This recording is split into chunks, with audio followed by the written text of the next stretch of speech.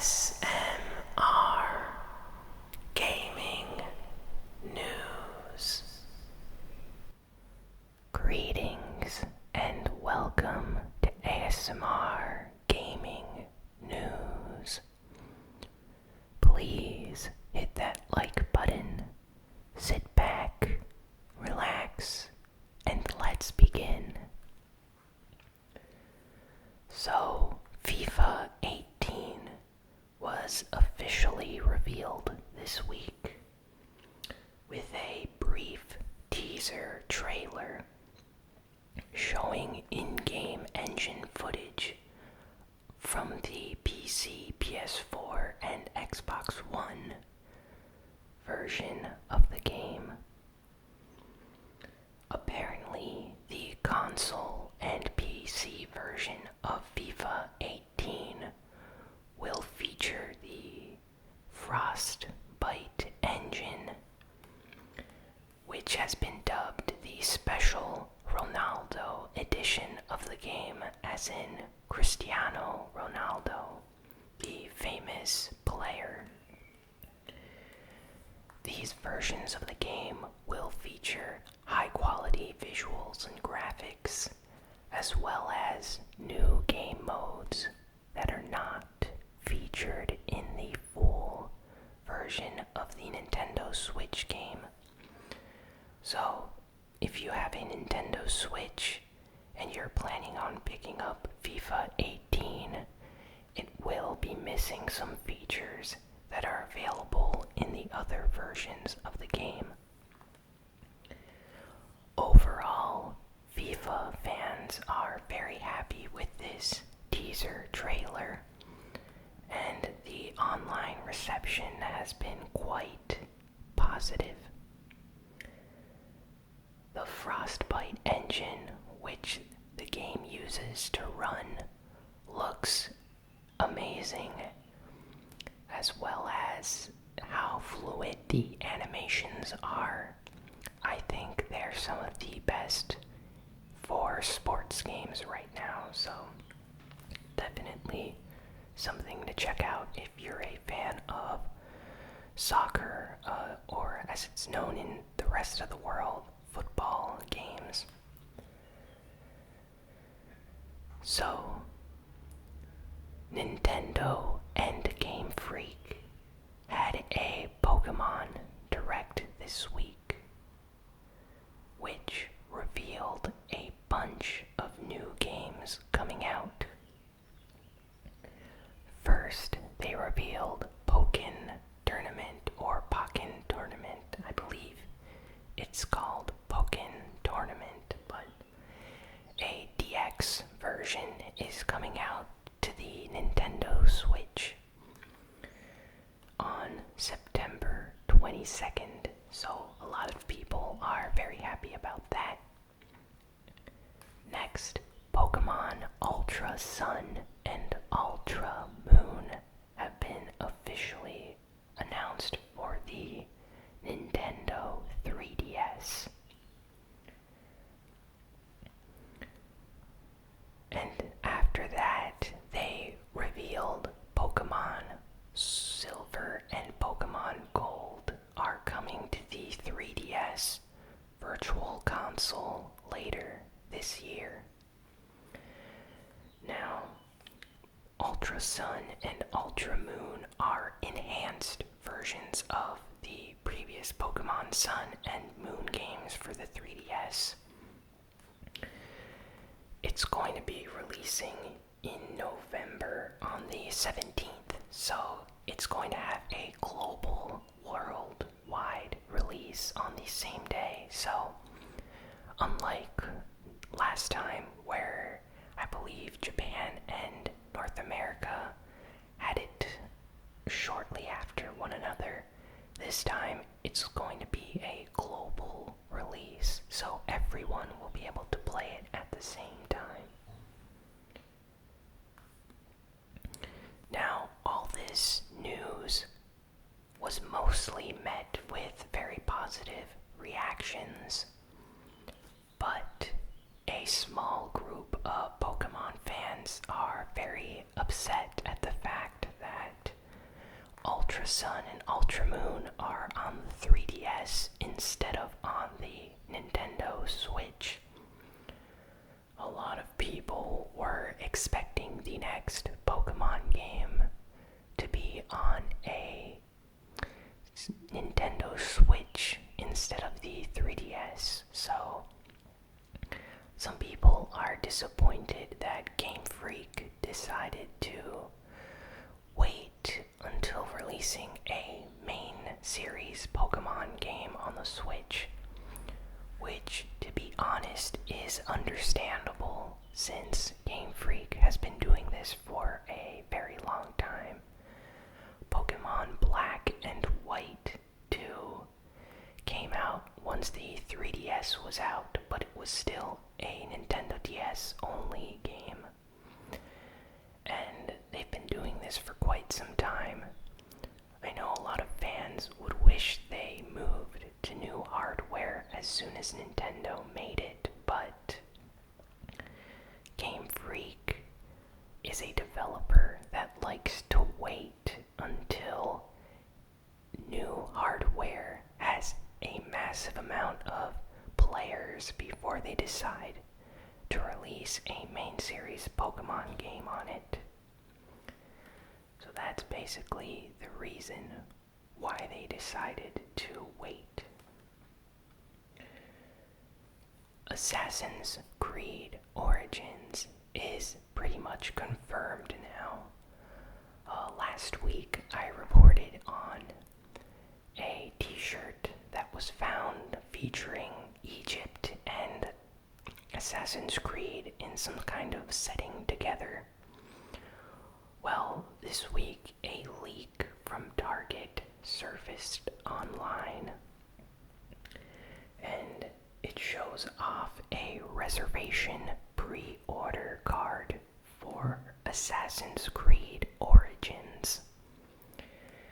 It's for the gold version of the game that I believe comes with a season pass. So yes, season pass is confirmed. And it shows images, or at least an image from the game.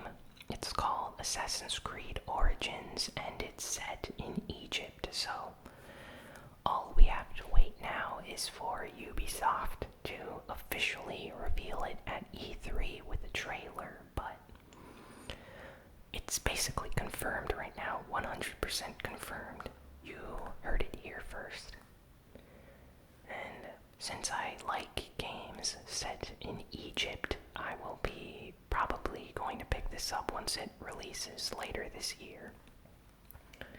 I haven't played an Assassin's Creed game since Assassin's Creed 4. So, a new Call of Duty game, World at War 2, was revealed, of course, a while ago, but a bunch of new information surfaced this week, revealing more information about the game. So, Call of Duty Infinite Warfare. Sorry for that. World War II is going to have a bunch of new game modes, and the developers were being interviewed, and they stated that their goal with the game is for it to have strategic elements, but still maintain that kind of fast-paced, fun multiplayer action that their previous games had. But they're going to try to incorporate more strategic elements into the game, so I'm really curious about what they're going to do regarding this. And they also said that single-player modes in the game, like the campaign, is going to have maps in the online multiplayer, so places that you visit in the single-player mode will actually have maps in those same locations for the online mode, so that's really nice. And apparently they're trying to appeal to old fans of the Call of Duty series with this game and new fans. So it's going to be something unique to see what happens when this game comes out.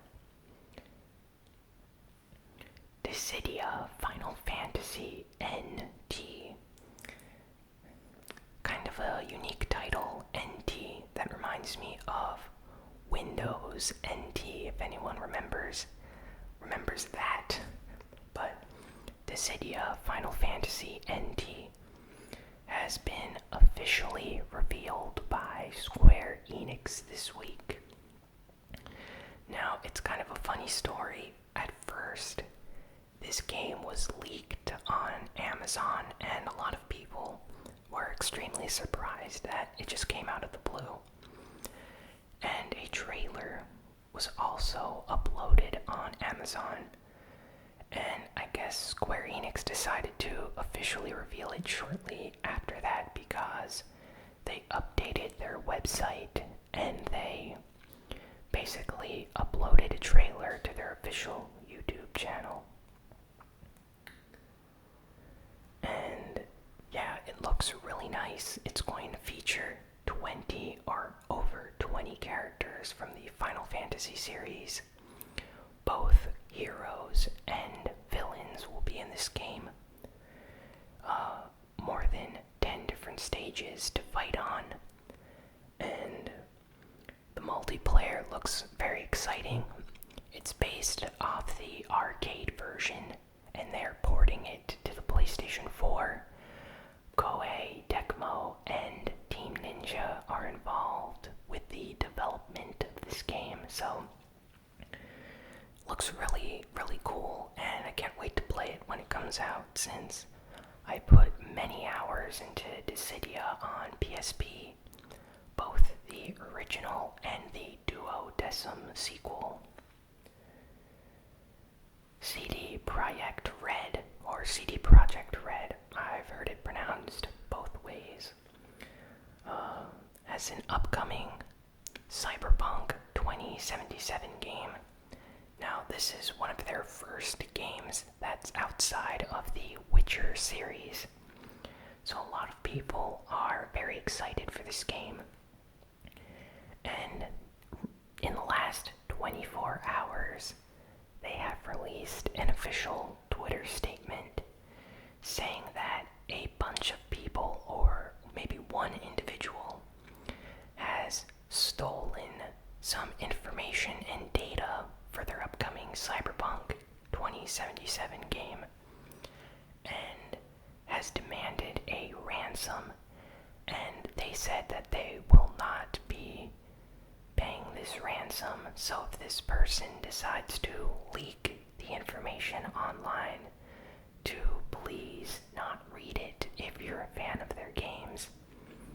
And they also said that the material and information that was stolen is from an older build of the game, so it's not up to date, and they've made a lot of changes. So if you don't want to have anything spoiled or ruined for you, they said it's best to not view the leaks. And I really like these developers, so I hope that they manage to catch the culprits. And it's always disappointing to see when people steal corporate information and data and stuff like this and demand a ransom. So I hope this is resolved shortly. So last week I talked about Need for Speed had an upcoming game. Well, EA officially released a trailer, and the game is called Need for Speed Payback. It's coming out on November 10th, and it looks a lot like Fast and the Furious, so if you like those movies, you're going to like this game probably. The trailer was met with very good reception. I've seen a lot of channels dedicated to racing games praising this trailer, and it seems like a lot of the Need for Speed fans are happy. So hopefully this game turns out to be really awesome. I actually want to play a Need for Speed game. That's good, since the last one received pretty bad reviews, since it was online only.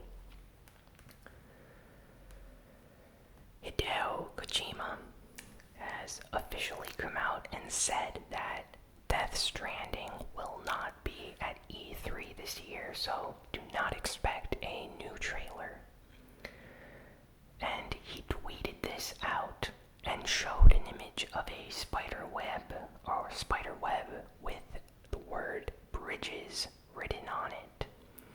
A cryptic message, I'd say, but this is something Kojima does a lot with his games, so it's nothing out of the ordinary.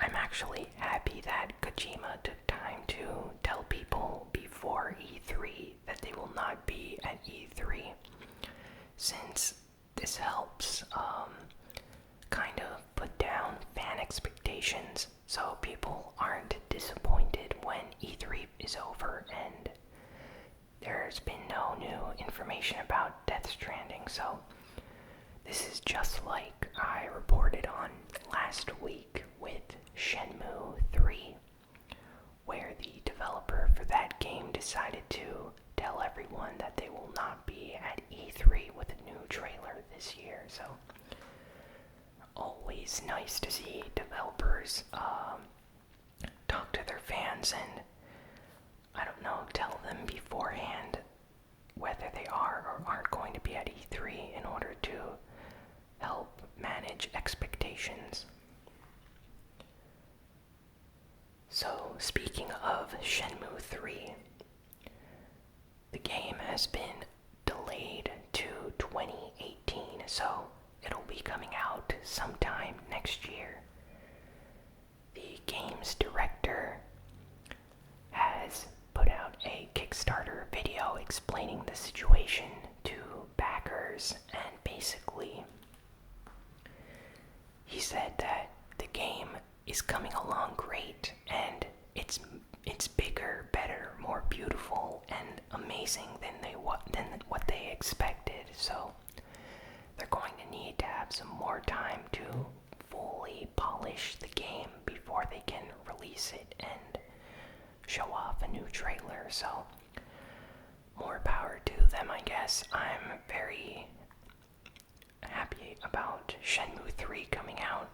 So if they need more time to fix the game or make sure it's amazing, I can wait, and so can all the other Shenmue fans that are patiently waiting for him to finish this game that people have been waiting for almost more than 2 decades now. So, Sony's Sean Layden spoke to Time magazine this week, and he revealed that they have a bunch of secret announcements for E3 this year, specifically big Japanese game announcements. So they're telling fans of Japanese games to basically look forward to having some secret surprises and reveals at E3.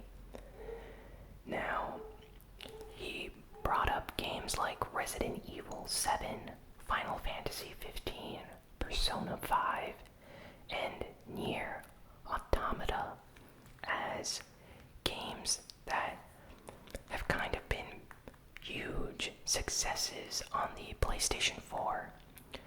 And he gave examples of how the Japanese game industry and developers are kind of having a big comeback on the PS4. So he's very happy about that and said that fans of those kind of games should look forward to E3 this year, since they have a lot of similar announcements to get out. So as a big Japanese game fan, I can't wait for all these surprise announcements. So keeping my fingers crossed for something big.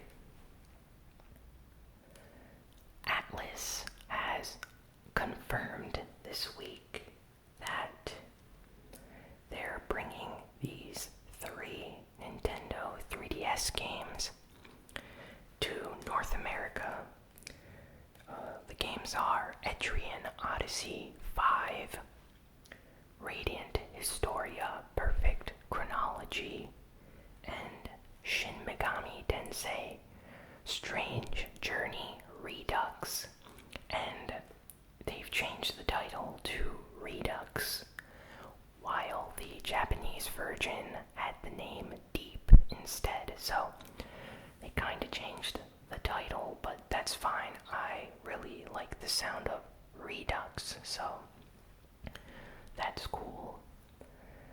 And Deep Silver, which is a company that localizes Atlus games in Europe, has also stated that they will be releasing these 3 Nintendo 3DS games around the same time as the North American Atlus releases. So, Etrian Odyssey 5 is going to be releasing in North America and in Europe sometime during the 4th quarter of 2017. So, probably late fall, early winter.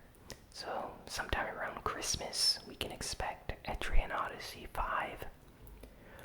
Whereas Radiant Historia Perfect Chronology and Shin Megami Tensei Strange Journey Redux will be coming out in early 2018. So, I'm really happy for these games. I've been waiting for some kind of an announcement for a while now. So I'm happy that Atlus has decided to localize these games and give us some information.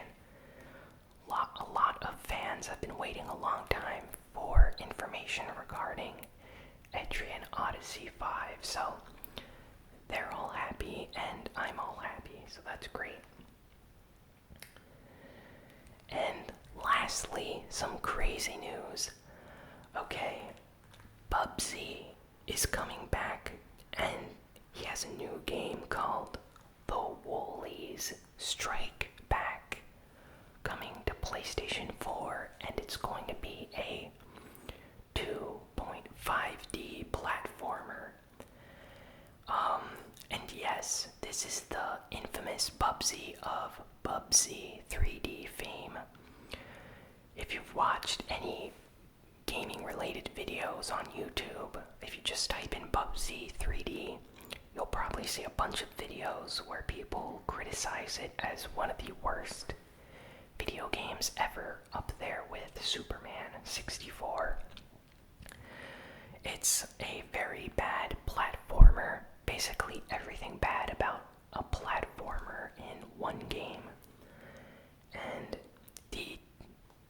all of a sudden, about like 20 years later, we're getting a new Bubsy game, so that's crazy. This announcement came out of the blue. A lot of people are extremely surprised about this. It's coming to PS4, and hopefully it's good. The developers have stated that they know Bubsy has kind of a bad reputation because of the last game that came out. But I guess this could actually turn out to be a good game, and oddly enough, there are Bubsy fans, I believe. Pat, the NES Punk, a YouTuber that basically collects a lot of NES games, hence the name Pat, the NES Punk. He has a channel on YouTube, and he is a Bubsy collector of some kind, I believe, and I've seen him talk about Bubsy and the Bubsy games, so if you're unfamiliar with Bubsy, I suggest checking out Pat the NES Punk. He has been featured on the Angry Video Game Nerd channel a few times. I believe he's friends with James Rolfe and Mike Matei, so he definitely has their sense of humor.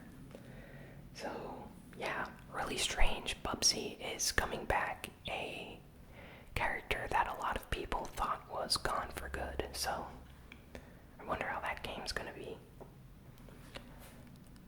Well, that's all for this week. Thanks for watching and listening to this video,